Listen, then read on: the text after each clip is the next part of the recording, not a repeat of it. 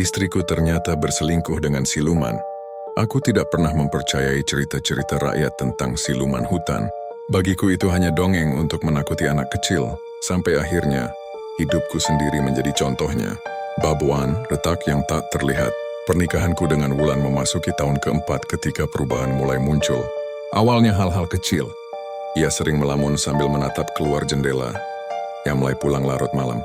Tangannya kadang dingin seperti baru disentuh air sungai di tengah malam. Ketika kutanya ada masalah apa, jawabannya selalu sama. Aku hanya lelah. Namun aku tahu, ada sesuatu yang ia sembunyikan. Ada jarak yang tiba-tiba tumbuh. Jarak yang tak dapat dijelaskan oleh kata, lelah saja. Dan setiap malam kamar kami selalu berbau tanah basah. Bab 2, kedatangan di halaman. Suatu malam ketika Wulan sudah tertidur, aku terbangun karena suara sesuatu menggores kaca jendela. Bulu kuduku berdiri saat suara itu. Terdengar lagi, suara seperti kuku panjang yang menyeret pelan di permukaan kaca. Aku perlahan menyingkap tirai. Di halaman, tepat di bawah pohon mangga, berdiri sosok yang membuat jantungku hampir berhenti. Tinggi, kurus dengan tubuh menjulur seperti batang pohon yang dipelintir. Kulitnya berwarna hijau gelap, hampir hitam. Rambutnya lurus panjang, jatuh seperti akar yang digantung di udara.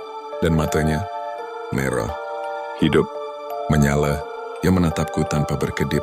Aku refleks menutup tirai dan mundur jauh dari jendela. Ketika ku buka lagi beberapa detik kemudian, sosok itu sudah menghilang. Tapi bau tanah basah semakin kuat masuk ke dalam kamar. Wulan tidur pulas tanpa reaksi. Atau mungkin berpura-pura. Bab 3, jejak di dinding. Keesokan paginya aku menemukan sesuatu yang membuat kepalaku terasa berat. Di bawah jendela, di atas lantai kayu, terdapat jejak lumpur. Jejak itu bukan bentuk telapak kaki manusia. Lebih mirip garis melengkung dengan ujung bercabang 3, seperti cakar besar yang menyeret tanah. Aku tunjukkan pada Wulan, dan hanya sepele kata mungkin kucing liar. Aku tertawa pendek bukan karena lucu, tetapi karena ia mencoba membuatku percaya kebohongan itu. Jejak itu terlalu besar, tidak mungkin hewan biasa. Dan malam itu ketika kami tidur, aku mencium aroma asing di rambut Wulan. Aroma dedaunan hutan, bercampur bau getah pohon.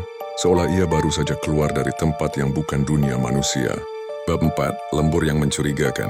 Ketika Wulan berkata ia harus lembur lagi, aku memutuskan mengikutinya dari jauh. Ia tidak menuju kantor, ia tidak menuju kota, ia menuju hutan kecil di pinggir. Desain hutan yang sudah 20 tahun, tidak ada warga berani. Masuki setelah serangkaian kejadian aneh, orang hilang, tanda-tanda ritual, dan suara-suara aneh di malam hari. Aku mematikan lampu motor dan mengikutinya dengan jarak aman. Setiap langkah Wulan makin masuk ke dalam gelap, makin cepat pula detak jantungku. Aku tidak tahu apa yang lebih kutakutkan, ketahuan, atau melihat apa yang sebenarnya ia lakukan. Bab Siva, pertemuan yang terlarang. Hutan itu sunyi, tidak ada suara burung atau serangga, seolah semua makhluk hidup enggan berada di sana. Di tengah hutan ada lapangan kecil yang ditutupi sinar bulan. Disitulah aku melihatnya. Wulan berdiri di depan sosok tinggi yang pernah muncul di halaman rumahku. Kali ini aku melihatnya dengan jelas. Kulitnya seperti kulit pohon basah. Punggungnya dipenuhi akar kecil yang terus bergerak. Tangannya panjang, terlalu panjang, menjuntai sampai lutut.